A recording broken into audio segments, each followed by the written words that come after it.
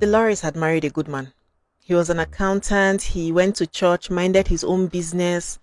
Life was beautifully boring until he got arrested. The police stormed Robert's office, put him in handcuffs, and they kept insisting that his name was John. Who was John? Let me tell you about Robert, then I'll tell you about John. In the 1970s, a man named Robert Clark arrived in Colorado and he started building a new life. He found work as an accountant, mostly kept to himself. He was a regular at his local Lutheran church, and there he met Dolores Miller. Robert told Dolores that he had been married before, but that his wife had died of cancer. He also said that they never got to have any children. The two of them married in 1985, and a few years later, Robert accepted another accounting job in Virginia.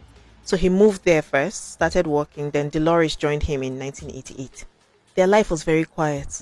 Robert just focused on work, church, just kept to himself. To everybody around them, they were just a boring couple, okay? Until one morning in June of 1989, the police walked into Robert's office in Virginia and they arrested him. They kept calling him John. Robert insisted that they had the wrong man. He said his name was Robert Clark. Ask anybody. But investigators already knew who he was. His fingerprints matched those of a man who had disappeared nearly 18 years earlier. The quiet accountant standing in handcuffs was not Robert Clark. He was John List, one of America's most wanted fugitives, accused of murdering his entire family and disappearing without a trace. So who was John List? John was born in Michigan in 1925. He grew up in a strict Lutheran home. He served in the military during the Second World War. That was before studying accounting in the University of Michigan. In 1951, he married Helen. Together, they had 3 children, Patricia, John Jr., and Frederick. John's elderly mother, Alma, also lived with them. By the mid-1960s, John was a successful bank executive. The family moved into a huge Victorian mansion in Westfield, New Jersey, known as Breeznell. From the outside, they looked like they had everything. But John had secrets.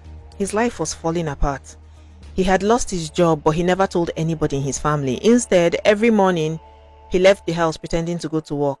The bills were piling up. The family was drowning in debt, and he quietly emptied his elderly mother's account to keep them afloat without her knowing. John believed that accepting help or welfare would bring shame to his family.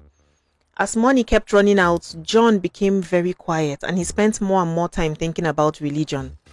His wife had stopped attending church and she wanted her name removed from the church records. Then his 16-year-old daughter Patricia, she dreamed of becoming a big actress one day. John believed that that path would lead her away from Christianity. He felt that his whole family was drifting away from faith. He also became convinced that the world itself had become too evil. He was afraid that if his family lived any longer, they might lose their faith completely and they might never make it to heaven. John felt like he needed a plan. He needed a plan to save his family. On the morning of the 9th of November 1971, he put his plan into action. After his 3 children left for school, John walked up to his wife Helen, shot her in the head from behind.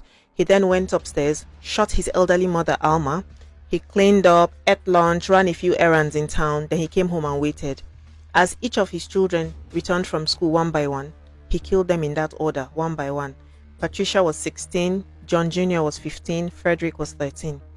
When it was over, John placed 4 of the bodies together in the mansion's ballroom, but his mother's body, he left it upstairs because according to him in a letter that he wrote later, she was too heavy for him to move. Then he turned up religious music. He lowered the thermostat to reduce the temperature inside the house. He cancelled the children's activities, stopped deliveries, and he wrote several letters. One was to his pastor confessing to the murders, explaining why he believed that he had done the right thing, and then he also left instructions for the funerals. Then he locked the house, walked away, and disappeared. Nobody found the bodies for almost a month. Before disappearing, John cut himself out of the family pictures inside the house. Investigators were later able to find older pictures elsewhere, like his military records, but recent pictures of him were almost impossible to find. John first traveled to New York before making his way to Colorado. There he took on a new identity. He became Robert Clark. He stayed out of trouble completely, not even a parking ticket. He found work as an accountant again and he quietly rebuilt his life. He returned to church and there he met Dolores. He told her that his first wife had died of cancer. Remember, he had no children. The two of them got married and they later moved to Virginia together.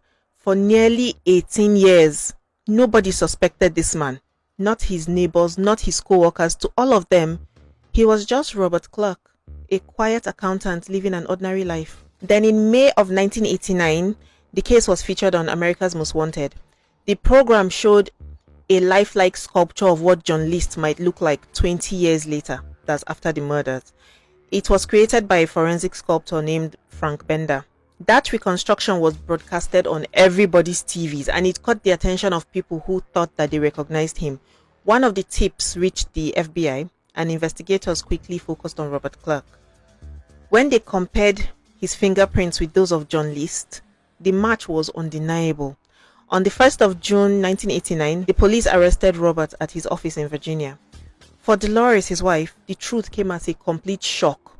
She could not believe that she was married to John List, the man accused of murdering his wife, his mother, his 3 kids. She couldn't believe it. In 1990, John List was found guilty of murdering all 5 members of his family, and he was sentenced to 5 consecutive life sentences. And John spent the rest of his life behind bars. He died in 2008 at the age of 82. John List is remembered as one of America's most infamous family annihilators. Family annihilators are people who kill several or all members of their own family. In many of these cases, the killer also takes their own life, but John List didn't. And cases like this are far more common than many people realize. If I decide to tell the story of one family annihilator every week, I won't be done in a year. Chris Watts, John List, Robert Fisher, Xavier Dupont de Ligonnès, Jean-Claude Roman, Christian Longo. There are new names every single month. Every case is different, but it just raises a crazy question, like how does somebody destroy the people that they once called family? Thank you so much for watching this video. If you would like to see more stories like this, please don't forget to follow me. I tell these stories all the time on all my social media. Thanks.